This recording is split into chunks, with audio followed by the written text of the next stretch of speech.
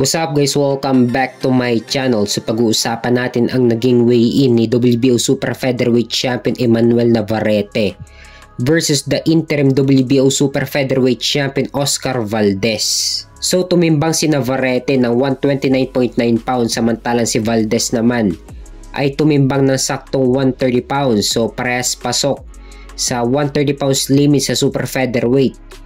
Kaya naman tuloy na ang laban nila bukas. Nakataya dyan ng WBO Super Featherweight title ni Navarrete. So nabigyan ulit ng pagkakataon si Oscar Valdez na mapalaban ulit sa WBO ni Navarrete. Nung unang laban nila natalo si Oscar Valdez kay Navarrete via unanimous decision. Kaya ngayon pagkakataon na ulit ni Oscar Valdez na maagaw ang WBO ni Navarrete. May kartada si Navarrete na 38 wins with 31 knockout at may 2 talo. Samantalang si Oscar Valdez naman ay may kartada na 32 wins with 24 knockout at may 2 talo.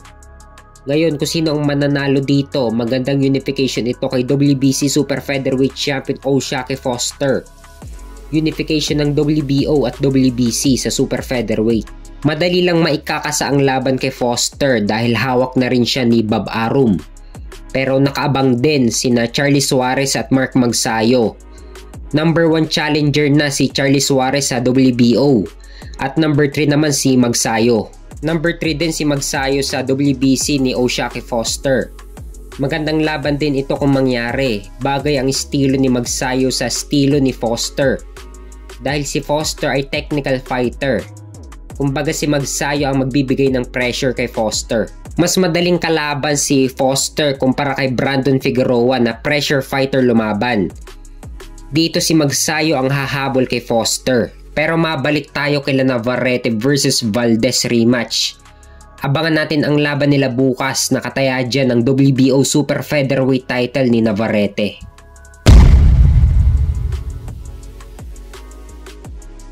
Sa kabilang banda naman, Eddie Hearn ng Matchroom Boxing Promotions. Nag-offer na sa kampo ni WBC Welterweight Champion Mario Barrios. Pahayag ni Eddie Hearn na mas priority nila ngayon na labanan si Mario Barrios kaysa ang laban kay Chris Eubank Jr.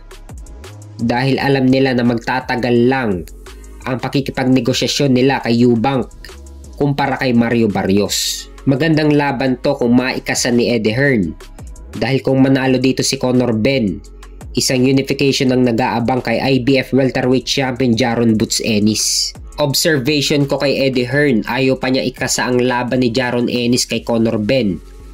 Dahil mas malaking laban kung parehas silang may titulong pinanghahawakan. At unification ang laban. Kumbaga minamarinate muna ni Eddie Hearn ang potensyal na laban ni Jaron Ennis kay Conor Benn. Dahil mas kaabang-abang at mas marami ang manonood kung isang unification ang laban nila Jaron Ennis at Conor Benn. Kaya mas maganda kung maikasa muna ni Eddie Hearn ang laban ni Conor Benn kay Mario Barrios.